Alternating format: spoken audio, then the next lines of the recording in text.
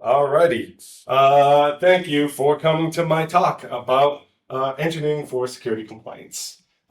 This is not going to be a checklist that you do all of these 100 things and proof you get your compliance. It's going to be more about talking about how to be ready for this process when it comes. I'm Matthew Connerton. I work for Encore Healthcare as the VP of Software Development, and I've been poking around with Drupal for a while now. Encore Healthcare is a software developer and healthcare company that focuses on patients with pulmonary diseases so that we can provide better outcomes for those patients and reduce healthcare costs for the payers as well. Let's talk about what we're going to talk about in understanding the landscape for those that don't know.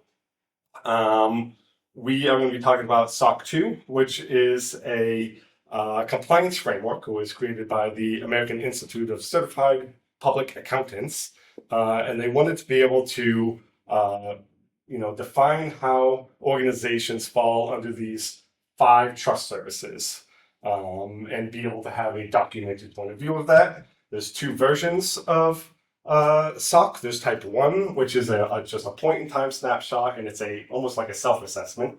And then there's SOC 2, which is the implementation of everything you said you're supposed to be doing in type 1. HITRUST is another security framework, primarily in the healthcare industry, and it's a comprehensive security and privacy framework around healthcare regulations such as high-tech, HIPAA, ISO, PCI, all of that. HITRUST is SOC 2 on hard mode, is one way to think about it. There's more controls, there's more documentation, more rigor. Like I said earlier, I have a lot of slides. This is my second time presenting this, so I'll make these slides available for the detailed work. I'm specifically going to be talking about our HITRUST journey and SOC 2 into that, but there's lots of other security frameworks out there, and all of this is applicable to, how to prepare for just about any one of these security frameworks. And then last little touch up is our application is called Nexus. And so I just want to give you an overview of what that infrastructure was. It's a multi-tenant client SaaS platform. It's fully decoupled front end and back end. Back end's in Drupal. The front end runs on Remix. It's all in AWS. So we're using all the AWS ecosystem you might expect with the VPC and roles and Route 53 for our DNS. All the keys and secrets are in AWS. But again, everything I'm talking about here can apply to whatever provider you have, whether it's Google or what's the other one, Azure. So what is in scope for us? Basically anything that was production data, anything that touches PHI or PII, that is what we focused on, is the scope of our SOC 2 Type 2 on a HITRUST production. That meant all the AWS stuff, and then the actual application itself. In addition to that, our employees' laptops, workstations, and devices were in scope, because the 2-factor authentication for logging in primarily came from those devices, and they accessed that data from the devices. And then any privileged user on any in an app we worked with would be in scope as well. There's a lot of stuff that's not in scope. Anything that's not production wasn't a part of the audit. The office ourselves, we have a physical office in Livingston, Tennessee. That office was not in scope. Any business apps we use were not in scope unless PHI was used within it. Customer environments, those were not in scope. And then, again, anything non-prod. So let's look at the HITRUST certification process as a whole. And this journey, it was a lot of work. There was a readiness framework we went through, and that was about 25 requests. And then when the actual evidence gathering for the real thing happened, it was 348 requests. So lots and lots and lots of work.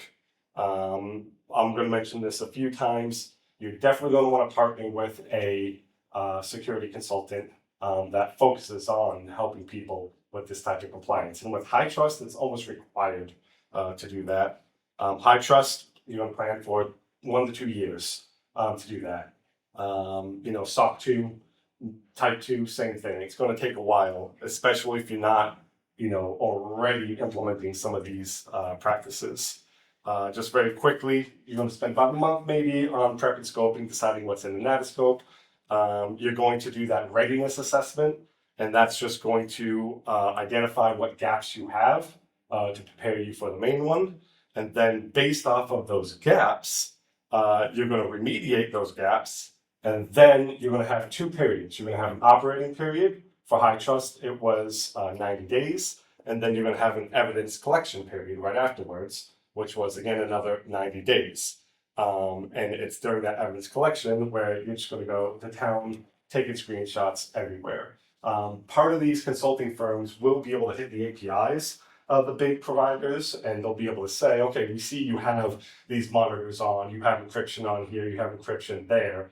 And that does help a lot, but they're still going to want to see some hard evidence in the console or other places, and it's just screenshot after screenshot after screenshot. After we were done providing all of that evidence, then our auditor spent a few weeks and validated it, came back with questions. Hey, we're missing this here, we need that there. I don't think we're quite covering that control there. So not a lot of work on our part there. It was mostly on their end. And then it gets submitted to HITRUST, their organization, and they do the final certification. That was it. It took Encore 18 months from start to finish to get our HITRUST certification. We did overlap with SOC 2 Type 2. We were just finishing up our SOC 2 Type 2 when we started scoping and doing the readiness for our HITRUST, because there is a lot of overlap in the controls. Doing SOC 2 Type 2 did help prepare us a lot for HITRUST, but then again, like I said, HITRUST is hard mode.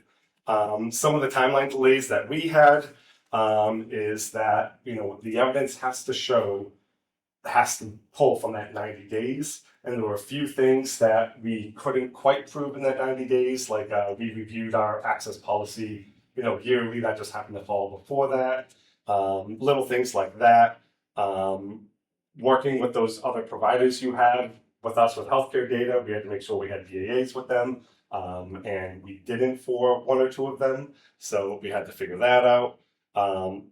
Not being able to prove that you did your disaster recovery testing or business continuity testing, or review or trainings, all of these things can delay. And that's why it's really important to make a lot of this a part of the company culture as early as possible. And again, find a consultant. We happen to use ThirdPass. This is not a sales pitch. I wish they had some sort of sales pitch. Referral? Yeah, referral system. I think they have, I'll get a $50 gift card or something. It's like, gee, thanks. All right, so let's dig in. That is the journey we had to do.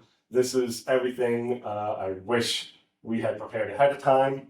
The biggest number one thing is document everything all the time. That is 75% of compliance, is having auditable documentation that someone approved this, someone coded this, and someone did a code review on that. That we want to add a Memcache server to the stack. This is why somebody else has to approve it. There really needs to be at a minimum of 2 people on every decision and change, and it has to have all the details. You want to store your documentation in a central auditable place. It really doesn't matter where. Google Docs, GitHub, SharePoint. As long as you pick a place and stick with it, that's the most important part. Obviously, that's for wiki style documentation. Your code documentation is going to be in GitHub or something like that. The most important thing is being consistent with it. What do you want to document? Everything. The rest of this presentation is going to be about that, but it really comes down to every decision, every change that's made in the scope of your certification. Really just got to start as early as possible. We talk about HITRUST is going to take up to 2 years. SOC 2 could take up to a year and a half. For if a company wanted to become HITRUST compliant and they're starting from nothing, that's at least 4, maybe 5 years out. Especially since they got to start with SOC 2 Type 1. It's not a requirement, but you probably should do that. Do the SOC certification before you do HITRUST.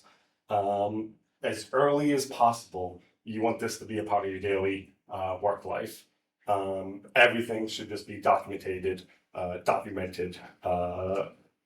as you go. Policies and processes. You're going to have a bunch of policies that have to exist, and then you have to review them very often with other people to make sure they're still relevant and being adhered to. Start with templates. Just Google the templates that you need. If you have a consultant partner, they're going to have templates for you to pick apart and work with. That's what ThirstPass did for us. I think we had maybe half the policies we were supposed to have, and they helped fill in the gaps. I think right now we have 24 defined policies, and some of these are really big wrappers as well. And I said in the beginning, I will make sure you guys have access to these slides. Feel free to do whatever you want. But like our information security policy, that's a big policy around, another 30 sub policies like vendors and the SDLC and stuff like that. So there's lots and lots and lots of policies that need to be created and adhered to. And that's the big thing. Once you have the policy, that's kind of like that's SOC 2 Type 1. I have these policies, I can attest to that. Type 2 is saying, okay, now we're actually following the policies for these operational periods. Next up is logging. You want to log everything. If a lot of the evidence that we provided were based off of logs, we could prove that, whenever this happened, we logged it. Whenever that's happened, we logged that. If it's not logged, then there's no way for you to attest to prove that it happened. Context is a very big part of these logs. We have a multi-tenant application, so it's not enough just to say that, this person accessed this patient record at this time. We add additional context to that to break out what organization was it, what was the role of that user. We inject trace IDs to help keep requests together, similar to how like Datadog with the application performance monitoring does unified tracing. We inject our own on top of that to help correlate things together that may span across multiple requests, such as, if somebody's uploading patient data into the system, that's going to be an AJAX request that batches over. We have a trace ID that captures all of that together, so we know originally when did it start, who did it. It's really hard with compliance to overlog things. If you have a bunch of logs, what are you going to do with it? Start the simple way. Start with DB log, and then from there, graduate to the file system. That's what we did. DB log obviously has performance issues, so we started logging to the file system itself. Lots and lots of JSON files. From there, you can aggregate it locally. There's dozens of platforms out there that can help with aggregating logs. There's some that have all the fancier stuff like New Relic and Datadog. We use Datadog because it helps with a lot of the compliance controls, all the other bells and whistles they do. But at the same time, we're also shipping our logs to our own OpenSearch instance on AWS so that we can have just a flat, easily accessible place for those logs. And we're looking at incorporating some of those logs back into our application. For example, if someone uploads the patient's file and maybe 10 of them fail and throw an exception, we're working on a dashboard for the end user where they can literally see those logs within the context of their organization and what they did. And we can just pull them straight from OpenSearch at that point. Monolog is the tool to use here. It lets you, pipe and channel any of your Drupal channels and process them and transform them and ship them off to all the places. We started with Monolog just doing the JSON files, and now we have it, shipping to OpenSearch and other places as well. Once you log that data, you have to keep that data. Log retention, and we'll talk about this more in the backups, but for SOC 2, it was at least a year we had to retain those logs. For HIPAA and HITRUST, you have to keep that data for 6 years. So make sure, and we'll talk about backups in a bit. So what are we logging? With Drupal, it's the standard, stuff that Drupal logs, but in addition to that, we're logging config changes. Anytime we have automated jobs or system processes running, we make sure that those are getting logged. Anything that's a security relevant action, if Drupal doesn't log it, we're making sure we're logging that. We use revisions of our content. We never delete anything in our application. That's kind of part of the whole keep the HIPAA data for 6 years. So our patient revisions, those are logs of that patient data changing. In AWS, we just have everything turned on, CloudWatch for accessing all the logs and turning them into alerts. CloudTrail is kind of the logs of auditing AWS itself and the administrative users in there. GuardDuty is on the watch for if anything anomalous is happening. When I was working on this, I was getting a lot of GuardDuty logs, alerts saying that an admin's doing a lot of changes in AWS, what's going on? And it's like, well, thanks for telling me. We're working on cleaning up our AWS for this. And logging doesn't have to literally be logging. Like I said, with revisions, those kind of logs. We have an activity entity that we use for when clinicians are downloading material. We needed to specifically know when they were getting a PDF export of a particular report for a particular patient. So we created this activity entity to track that.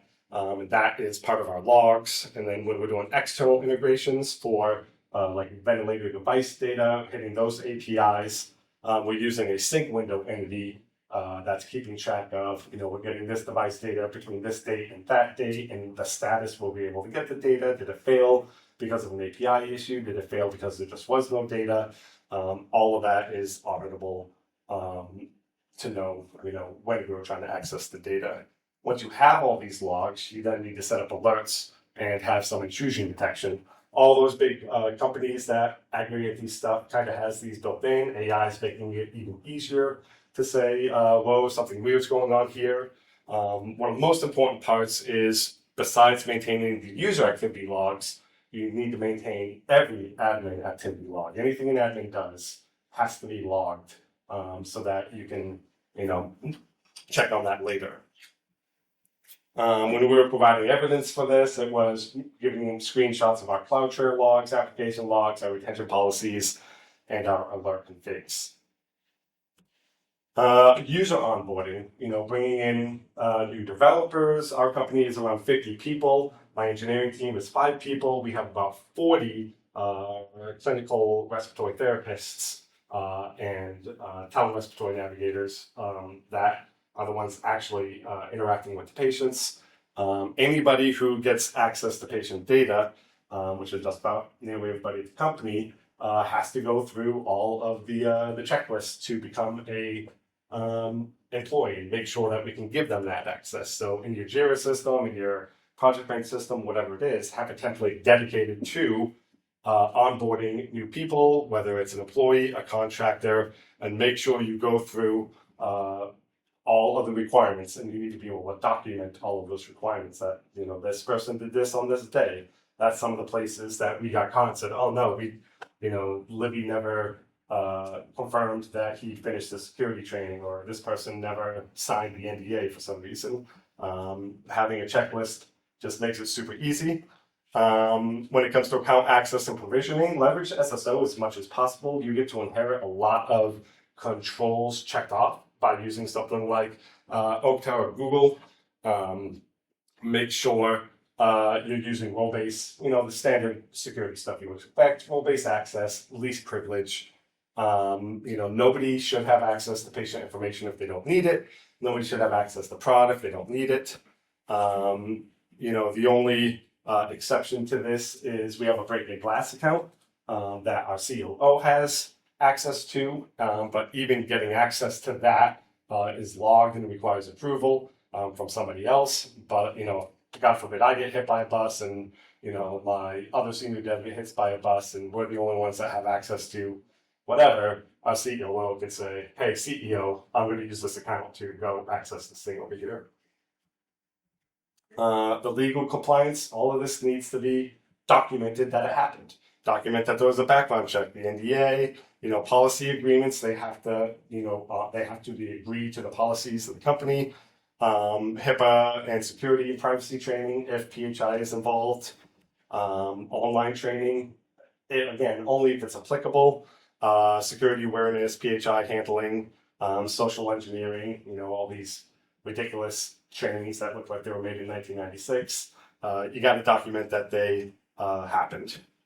Device and workspace settings, make sure that you document if they got a device, when they got set up with them. You have to force, multi-factor authentication on them, and they should all be controlled through some sort of orchestration or endpoint management, ideally, so that you can enforce security policies on those devices, so they can't, install whatever they want. All of our laptops have USB disabled on them. I can't put a USB port in here and transfer files or anything. They don't realize I can control P and print things out, but that's weird. So the evidence we keep for this, for each hire, is basically the JIRA ticket with a big checklist that says, and has the history of all this stuff is done. And we put the documents of the NDAs and all of that jazz in, we use Google, so they're in Google Docs, but from Google Drive. But so what about offboarding? Do everything we just said in reverse. Have a JIRA ticket that's dedicated to offboarding. Make sure you disable accounts. Again, SSO is great here since we use Google SSO and it is the authentication for everything in our system. All we have to do is disable their access to Google, and we restricted their access to everything from there. I won't go through all of this, but undo everything you just did. And the offboarding evidence is the JIRA ticket that went through that same list and said we undid everything we just did. So access policy is a big part of, obviously, security compliance. When it comes to the users, pretty simple. Least privilege, make sure you have role-based access enforced. MFA at least for privileged accounts, but you really should have it for the system as a whole. And use the SSO where possible. It really does make things a lot easier. HITRUST has a particular control for admin accounts. I have to have a separate account for my laptop or for Azure. My regular account can't elevate privileges. If I want to do anything that elevates privileges, I have to use my separate Connerton admin account. So it can be, my day-to-day account shouldn't be able to do admin stuff. And that can apply to Drupal as well. Your regular Drupal user shouldn't be, a God mode administrator just because you can. Ideally, you'll have a purpose-built role for your users that can segregate what they're allowed to do. For access control on our apps and servers, you need to have deny on all your networking, default deny. They won't accept any sort of allow all firewall rules. It has to be, documented. Your ingress and egress, every single port that you have open has to have a documented reason why, ahead of time. We use VPC. Everything is behind a private VPC. Restrict server access, especially the SSH access. We use Tailscale. That's the only way to get into our production servers, and only a few people can actually do that. Our entire deployment process is fully automated, so there's very few reasons we have to actually show into the server in the first place. And this is another instance where, if, God forbid, we had to let a developer go, we just have to disable the Google account because that's how they authenticate to Tailscale or through our non-prod stuff through Cloudflare. Your network, again, this is, I think, just a repeat. Use firewalls. It can't be open in or out. You have to have documented ports that allow things through.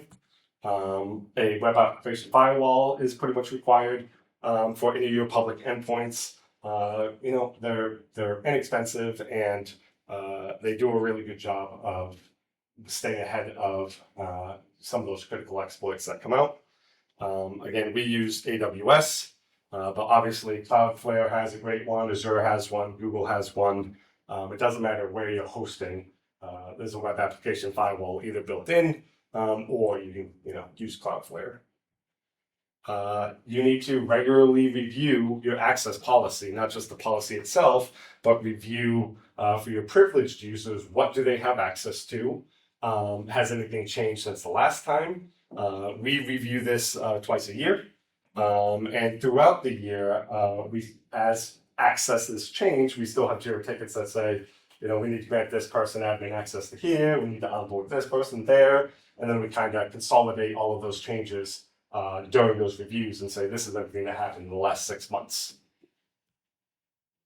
So the evidence we provide here, again, lots of screenshots, password configs, we didn't really talk about that, have to have good passwords configs, MFA evidence that it's forced, our privileged user list, access logs review. They're going to see, they said things like show us a log that had the context of an admin user, show us a log that had the context of a regular user accessing the site here, show us an anomalous, something that was detected as an anomaly, firewall and WAF configs, and then our security groups to make sure that none of our subnets were open by default in any direction. All right, the SDLC is the software development lifecycle. If you haven't heard that term before, a lot of agencies before I got to healthcare, we'd want to move fast and break things, and that doesn't really apply when you're working with patient data. Like everything else, it starts with documentation. A big part here is documenting the business and security impact of every change that you're making. So the context and background of the issue and the feature need to go in the JIRA tickets. Why does it need to be, why does the business need this? Who's driving this? What are the requirements? You need to keep track of the security impact of every change. What are the risks? What are the privacy implications? Does it involve PHI or PII? How can we minimize the data impact? What regulatory impacts are we going to be hitting here? What's the acceptance criteria? What are the dependencies? What teams, vendors are going to be impacted? What's blocking this? So all of this needs to be documented for every change that you make. You need to document every release that's going to go live. This is the release that's going to go live. These are the tickets that are in it. Not necessarily to the same level as those individual tickets, but some of it, this is a big release for the business because of XYZ. It all needs to be documented. We document individual changes in tickets, and then we have an entire release itself when it's ready to go live. We have a ticket template for that, and then that's just we have a big checklist that says, okay, all of the code has been code completed, and we did UAT in it. It's a little redundant, but again, they like that. We're paying attention and making sure we did all the things. We prepared pre-pod, and we tested this here, and we tested that there, and then, okay, now we're going to release it. Did we, create the Git tag? It's just a helpful checklist. You need to document all of your infrastructure changes. Every change in your production infrastructure has to be documented the same way. What's the business impact, the privacy impact, all of that jazz. That's a lot of work. I'm not a fan. I'm not a project manager. I have never created tickets at that verbosity before. Use AI. It helps a lot. You just tell AI, this is the format I want my tickets in. These are the sections it needs to cover. And then I just created an agent for that. And then I just tell it, all right, I need a ticket to do X, Y, Z. And it fills it all out for me. And then all I have to do is go in and then correct it. We actually use agents at 2 levels. First, if I'm, we're about to do some new thing, I'll use like Claude to create a specification and have it ask me a bunch of questions, and we'll iterate over the specification. And once I feel pretty good about it, that we've covered everything, and it's giving me the spec, it's giving me acceptance criteria, it's giving me Gherkin, it's giving me all sorts of stuff. I get a markdown file from there, and then I bring it over to my ChatGPT agent and say, okay, break this down into tickets for me. and put it in this format to cover all of that. Then I can take those tickets and then just go through, tweak what needs to be done, what needs to be changed if it doesn't, quite line up with what we're doing. And that saves a ton of time. I was trying to do it the manual way in the beginning, and there's no way for us to keep up. And then finally, it's like, okay, AI can help you. A big part of the SDLC is separation of duties. This is mandatory, even at the SOC 2 level. The same person that's developing a feature can't just then go deploy that feature. And it's not saying that they literally, it can't be the same person. It's saying that there has to be a handoff and approval process between whoever's developing it and when it goes live. So that may look like a separate developer doing a code review. It might look like a product stakeholder doing UAT. It might look like a development manager that approves the release as a whole before it gets tagged and goes live. They really want to see those status changes that it went from Matthew from in development to Jeff in code review, and then went from Jeff in code review to Carrie in UAT, then carrying UAT sent it back to Ben for in release. Even if you only have 2 people, you have to show that it went from one person to the other. Someone else had eyes on it before it went to production. Speaking of production and QA and UAT, your production environments need to mirror, your QA and UAT environments need to mirror production as closely as possible. Your non-prod environment should be, functionally as identical. We used to have a complete identical stage for prod, and then DDev for prod. I'm sorry, not DDev, dev for prod. And that was just a lot to maintain. And as we're moving towards this shift left mentality, it really wasn't working out well. So now we have a utility staging server where we're using DDev to create preview environments. And we were able to get that accepted for QAT and UAT because we're functionally, version numbers of our software was identical to prod, from a, map of what prod looks like, the services was identical to how we had it set up in DDev and UAT. So that was okay. You want to automate your tests and security as much as possible. They want to make sure that scans are happening. That's at the code level, that's at the server level. For like malware, we deliver this in a combination of the standard, PHP stuff that we have, and then Datadog is getting our servers. This is a distinct one. They really want you deploying to servers that don't have build tools on it, that don't have version control on it, that don't have any sort of extra software that's required on it. They want you to build your release, tag it, create an archive, then deploy that static thing somewhere. We don't do that, but we have strict controls over our servers that would prevent people from being able to get in there and mess with Git or whatever. But we are moving towards being able to do this. Evidence we provide, lots of screenshots, policies. They sampled our PRs for the period, our operating period, and we had to show, the code approvals and the status changes. We show our CI/CD environment that shows, how it goes from one place to the other, what automatic, scans we're doing with Dependabot and GitHub, and what Datadog's doing. This just scratches the surface. These 2 sessions that you can go watch videos of later. James did a great one on preparing the pipeline for that velocity that can, AI is going to bring with coding. And then Mike has a good one also on shifting left, and has a lot of good content about what, testing can look like and what your tickets can look like. So definitely look at those. All right, we're going to get closer to rapid mode here. Configuration management, infrastructure as code. Is another critical item that they really want you to have, especially at the HITRUST level. So there's obviously a dozen different ways you can do this with Terraform, CloudFormation. We use something called sst.dev, and our infrastructure as code is in TypeScript, but it's just wrapping Pulnami, I don't know how to pronounce that. But they really prefer that you do infrastructure as code. It helps it keep it documented. It keeps it part of your SDLC. It's something that you should always be doing, but sometimes you can't do that. If you inherit a legacy application like I did, that AWS console environment was just spaghetti mess all over the place.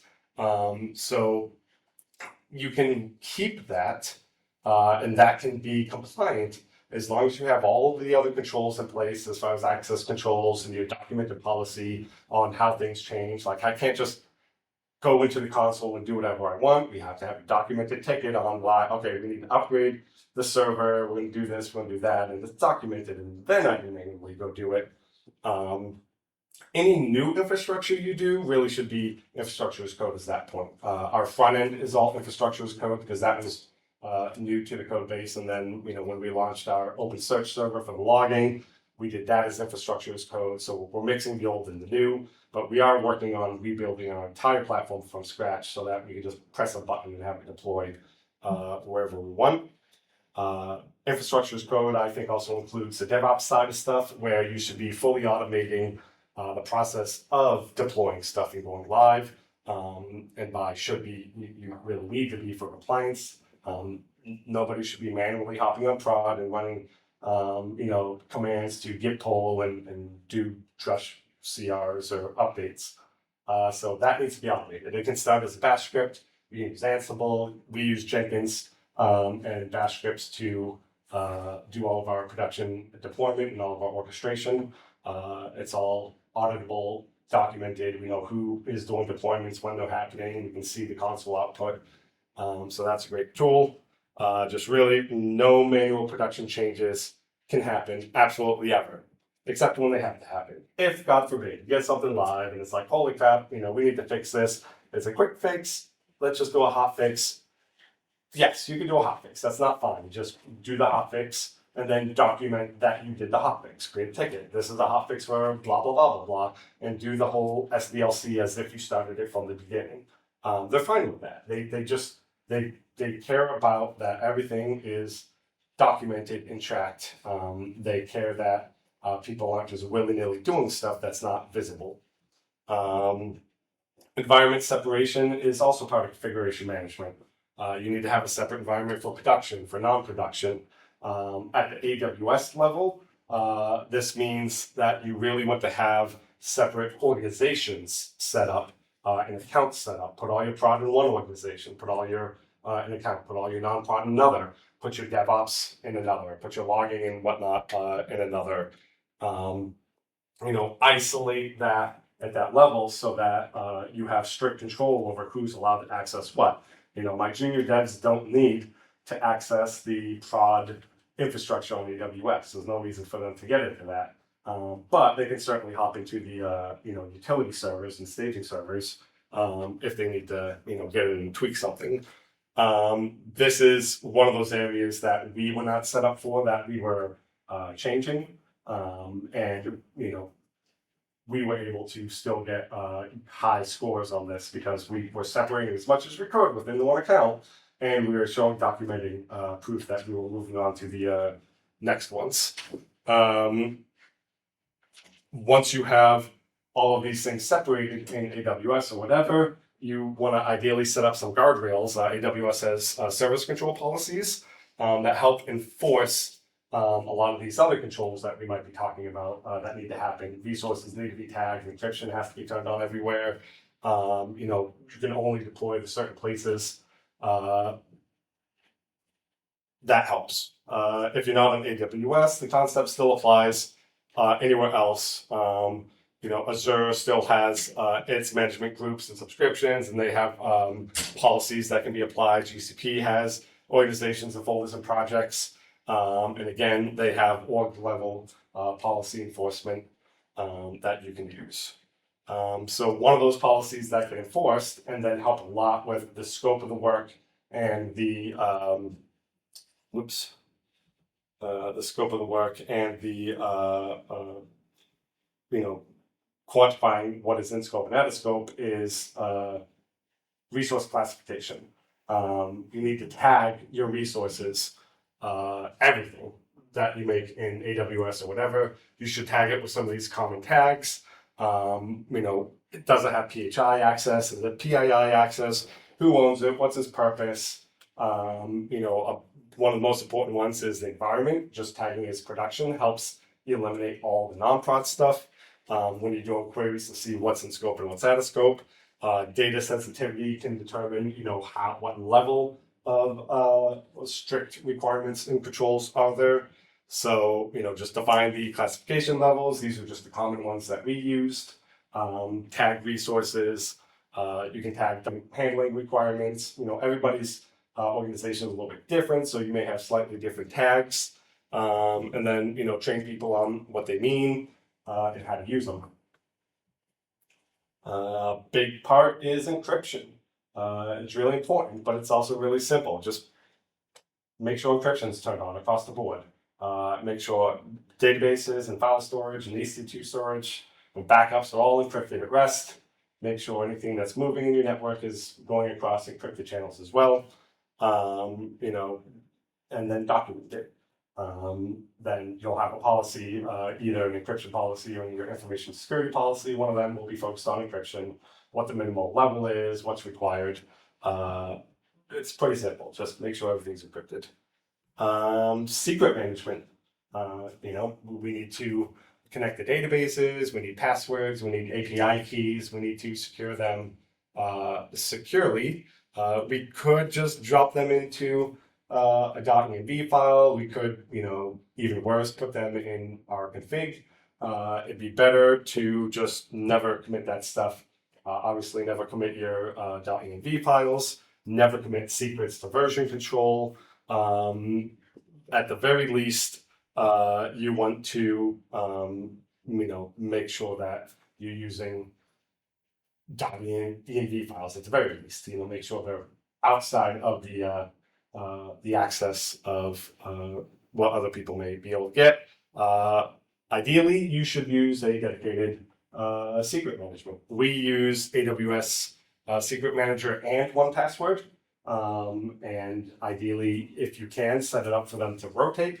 We have, as part of our build process, dumping secrets out of AWS Secret Manager to the I don't know if it's the .env file or just a settings.local that's not committed, but it gets dumped in during build time. So when and if they're rotated, the ones that can be rotated, they get dumped, every time it's built or it's correct. That's secrets. Backups are a critical part. This is one of the places where we thought we were doing good, but realized we weren't doing good enough. There's a lot of requirements for the backups. Some of the highlights are, you got to make sure you're keeping the data as long as you're supposed to. Your policies will dictate that, and the security framework will dictate your policies. They got to be immutable. You got to make sure that you actually test your backups. They're going to be looking for your formal policies on what you're backing up. They're going to want evidence of that the backups exist. They're going to want evidence of the testing of it all. And we use AWS Vault.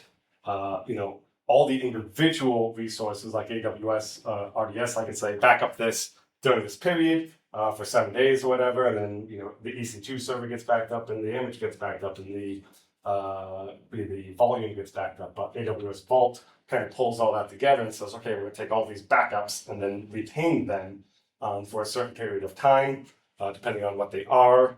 That period of time, I'm sorry, real quick, this is what we're backing up: our production database, all of our file storage, the images of our EC2 servers, the volumes, our configuration infrastructure's code, obviously that's in Git, our encryption keys and secrets are backed up, our logs are backed up, and then an interesting one is any third-party SaaS you're working with. If you depend on that application, if it's critical, you depend on the data, then technically it's your responsibility to make sure that data is backed up in addition to, whoever you're working with, whatever that party is. You need to make sure all that you have access to is backed up in case they go down.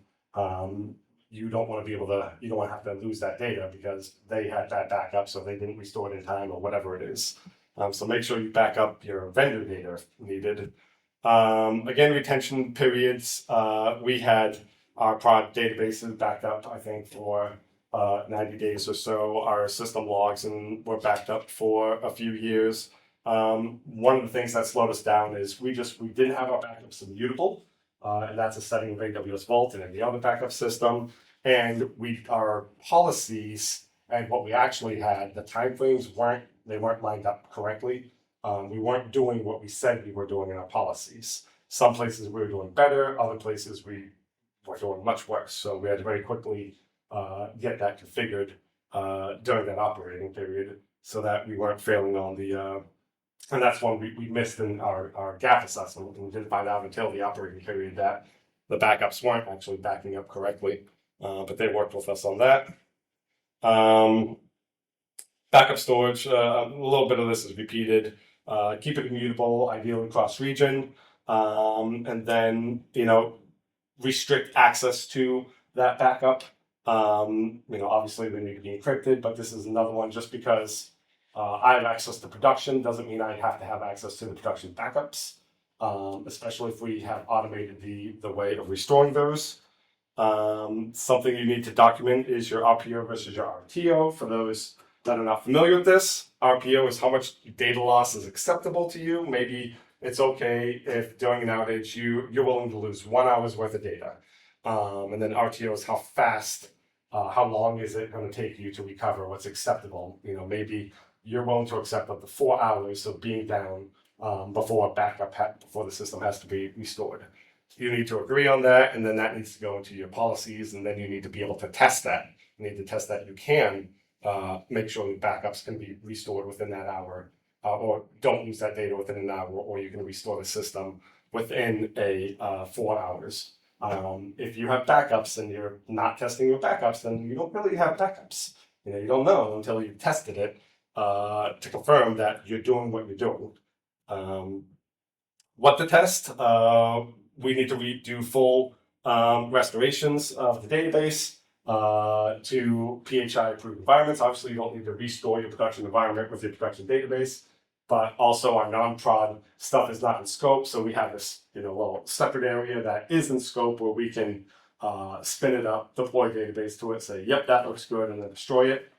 You need to do a point in time restoration. There's been times where our customers, the DME providers, the ventilators, they might get audited and say, hey, I need the data from, these patients that, may have been put to cold storage or whatever from, 2001. Can you get that data for us? Not 2001, I don't know, some old date. And so, sometimes we might have to restore the database and say, okay, what did this patient look like at this time? So we have scripts and methods where we can restore the database and extract that patient's data, their assessments, and then destroy that environment and deliver that to our customers. And then you need to validate that RPO and RTO. Make sure you can actually do what it says you can do. We test, we're supposed to be testing twice a year. I think we're actually testing once a year, and probably need to get better at that. Some of the audit gaps, we had backups in some places, but we weren't, wasn't exactly documented why we had those. We didn't have great evidence that we were testing our backups. It was weird to, I didn't know what to give them as evidence, that I spun that thing up and said, yep, there it is, and then destroyed it. And that brings up a great, comment about there's all these controls, and some of them are super ambiguous. And that's why you want to work with someone and ask these questions as soon, go through everything very early and ask them questions for anything that looks ambiguous. If you think, I don't know what evidence to provide for this. What does this look like in my Drupal site, in my platform? We asked those questions a lot because we weren't sure what it looked like. The blah, blah, blah, blah, blah. Okay. Evidence to repair, again, just proof of the logs, the configurations, the screenshots.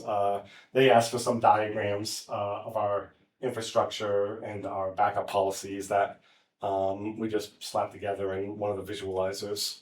All right, I'm already over time, but we're gonna get through these incident responses, document it, then have a practice run at it, do tabletop incident responses, and practice who's going to do what during an incident. Fix the problem. Get that done. It's like a hot fix. Get the hot fix done, and once that's done, go back and log everything, document everything that happened. Don't try your best not to obliterate, restart a patch or restart something and destroy logs. Try and retain that as much as possible because you may need that later. And then after the incident, again, go through with whoever the committee is on this to say what happened, why it happened, what can we do better. And it's not enough just to say, what can we do better? Take what you did and create new JIRA tickets for that and implement doing better next time. Test it, practice it. All right, leveraging cloud provider inheritance. We use AWS. I don't have to prove security for the AWS data center that they have card readers and XYZ. They have all of that already. I just go into the compliance hub and download their SOC 2 Type 2, download their compliance on this, download their compliance on that, get my BAA with them, and submit all of that, and it just checks all of that stuff off the list. Azure GCP will have the same exact thing. Who'd you say you were hosting with? Yeah, they're going to have a compliance hub area, same thing. You're going to inherit all of those controls from them. Penetration testing is going to be required for SOC 2, and it's going to be required for HITRUST and basically any system. I like to, I clean my house before the cleaners come.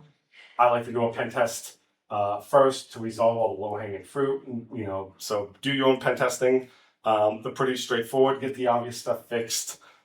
We use the air proxy, simple tool to use. And then when you actually do the real pen test, it's going to be an independent tester. The consultant may provide it. They're going to test the apps, the APIs, the infrastructure, the network, the authentication flows. They'll ask you to set up specific users with access so they can test that. That's the access they have and they can't get out of that. You need to make sure if you have any higher critical issues that they find, they need to be remediated and then retest again. There you go. Asset tracking, since we have assets in scope, since we have employee laptops and phones in scope, you need a way to track that. It can be a Google spreadsheet. It can be whatever. We have a whole system that does it, but you just need to be able to keep track of that. You also need to keep track of your, production assets, but, if you're using infrastructure as code, a lot of that tooling is built in there. So I've done this whole time, and I didn't talk a lot about Drupal. You can refer to the slides later, but, Drupal at its core does have a lot of nice security features built into it, but you need to have some strict behavior to actually be SOC 2 compliant and HITRUST compliant. Have centralized logging, have strict config management, nothing changes on prod, make sure your access control is set up good, make sure your database backups are good. There's a lot of modules that help with security. Here's some of the authenticated ones and the password policies. Here's one for access control. We used a group module for our multi-tenancy control. But there's lots of other ones. Here's just hardening in general and some config you can do, trying to implement as many of these as possible. Inputs, forms, that's one of the ambiguous ones that they said they had controls over, that you validated every input and output into the system. And it's like, oh, that's so ambiguous. What does that mean? I still don't know what it means, but we were able to pass it through. Lots of examples. Logging, we use monologue. Admin audit. Audit log, I think, is an old one, but admin audit trail is the new one. To help track any admin changes that are happening. Add logging to your supply chain. Make sure your modules are staying updated. Upgrade status helps a lot. Composer audit in your CI can report if there's any dependencies issues there. Dependabot can help as well. Make sure there's clean config boundaries with config split and config ignore. If you have APIs, API extra can help restrict if you just turn JSON API on, poof, that's everything available to you. JSON API extras can help limit what's actually there. You can use rate limit to throttle those APIs. Use JWT or OAuth to make sure that they are, have good access there. Encryption modules that can help encrypt data, and then some of the DevOps stuff. Make sure PHP Stan, ESLint, Drupal Coder. They wanted to make sure that we were running pipelines to make sure the code quality was well. Protecting PHI in Drupal. It really isn't that hard. I have avoid PHI in the revision logs and exports. We have PHI in our revision logs and exports because our patients are PHI. But multi-tenant, let's see, we'll skip through some of these. PHI safe, non-PHI environments. We have just a completely separate snapshot. Our database has 4 million nodes on it of assessments and like 250,000 patients on it. And, I think it's like 127 gigabytes or something when exported. So trying to do the sanitized export of it was not working well.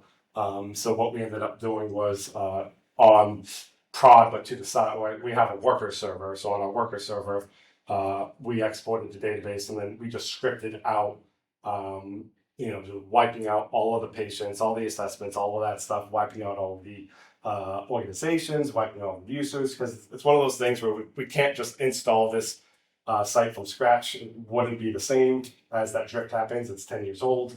So we just scripted the process of destroying all of that and then generated dummy organizations and data to replicate it. And that's worked well for us now. I think we're going to try and find a way to have a pre-prod environment that we can test stuff in, but we'll see. You can get a bunch of screenshots from different places in Drupal. Let's see, Drupal anti-patterns. Don't just give admin role to everybody. Try and have specific roles. Don't fix things in prod. Don't put PHI in unencrypted fields. Anything we have as PHI is encrypted. Let's see. And then here are my closings and takeaways. Thank you for hanging in there. Document. That's the biggest part about this. Just documenting, whether it's in Jira or documents in the Google or GitHub. Just document everything all the time, every change. Make it a part of your daily work. And then know what is in scope and out of scope. If you can use cloud inheritance, that saves a ton of time. Don't get worried about stuff that is not going to be in scope. To the best of your ability, try and automate as much of this. The screenshot one is kind of hard because they require you to have a real-time clock and time visible when you take the screenshot. So you can't be like, oh, they took that, whenever ago. So I've been trying to find ways to script and automate all that, and I haven't figured it out yet. But our policies and all the other stuff is under version control. And document, it's silly, but it's 75% of this entire process is proving that you have said you're going to do stuff and that you do stuff, and every change is documented.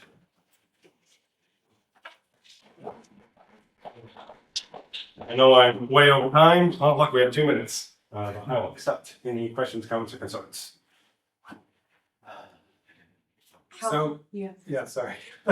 You decide how much is in scope?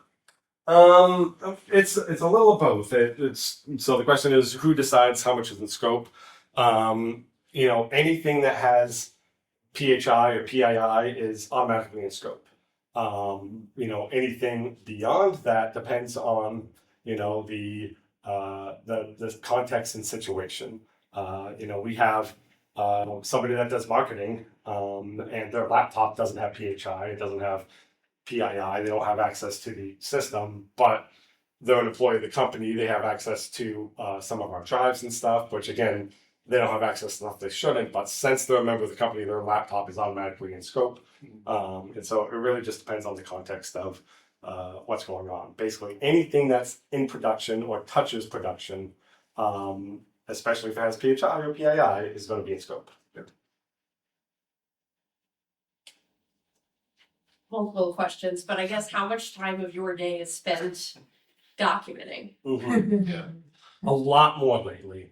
And AI has helped a lot about it. And now that we're in the habit of it, it's getting easier and better. I'd say maybe it's added 20% overhead to everything I do. Now, obviously, that's at my level, I'm the one that's doing all the specifications and creating these tickets and stuff. My devs, it's impacted them far less because, what they do is naturally already documented. They're gonna, get a ticket assigned to them and they're gonna say, I tested this thing and it looks fine. Like they're gonna do that anyway and assign it to someone else. Their code review is part of that process. And so for them, it doesn't affect them as much as it's affected, the decision makers and those managing releases and creating the Jira tickets the most. I have like another thought, which is I will send your information to a colleague of mine because I think he recently figured out how to get those timestamps and the clock into the screenshots. That'd be so yeah. I'll pass along your info. Thank you. We got our HITRUST certification at the beginning of last month in October. Oh wow. Okay. And we got an email from ThirdPass at the beginning of this month saying, "You guys ready for renewing your HITRUST certification?"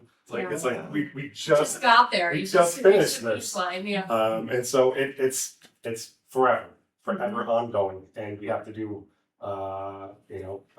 now we do SOC 2 Type 2 review and HITRUST at the same time because anything that's in SOC 2 Type 2, HITRUST is going to require that as well. So we just provide identical evidence for those. So that helps a lot.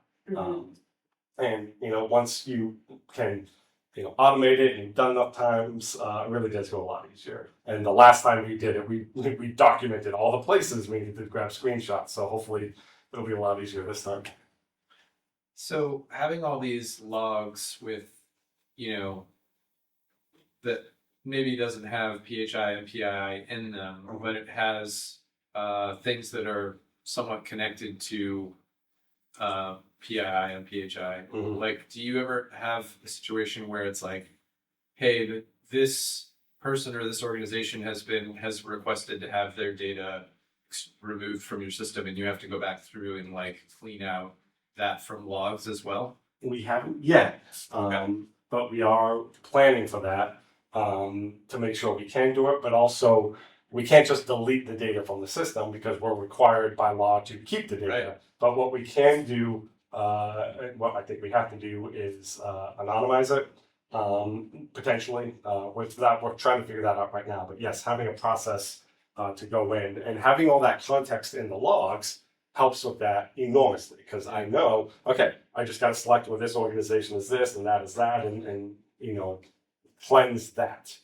So the context helps a lot with that. And for the Datadog side of it, they have tooling to automatically detect and mask and eliminate PHI in their logs. And so our open search is in scope now of our system, so I'm okay if PHI makes it in there. Datadog is in scope as a application, but also we don't send any PHI to them, and if it accidentally does get to them, they have tooling that automatically strips it out. Okay. Can any of those same tools that are built be used if there was someone malicious inside that did something and then wanted to clean their tracks? I guess I'm kind of curious about how that works. And yeah, I think about that sometimes. The thing that scares me the most now that I do healthcare is data breaches and someone doing something malicious. You think about the hacker movies, they get in there and I hack the thing and then they deleted the router logs and did this. There's a lot of overlap. And since the logs are going in different places, I can't delete the Datadog logs. That's one of the reasons why I bring it over to OpenSearch, because I can't query it back down in an easy format or delete it in their system. So that's one way to mitigate that is to have a third party that has immutable logs. AWS CloudTrail I can't delete those logs. Those are immutable. They are tracking everything the admin is doing in the AWS system. Could someone, bad actor that had the access, get into open search and manually delete that stuff? Yes, but the queries are logged as well. So we might, yeah, and those are logged to Datadog. So I'll see that someone ran a delete command on something, and ideally, Right. we may. And we have backups, so and the backups are immutable. So it may take a minute to do some forensic investigation, but ultimately, with enough overlap and the immutability of the logs and the backups, you should be able to not ever at least lose anything, and be able to reconstruct a story of what the bad guy did. Yeah. Wow. Well, this was awesome, super comprehensive, and honestly overwhelming.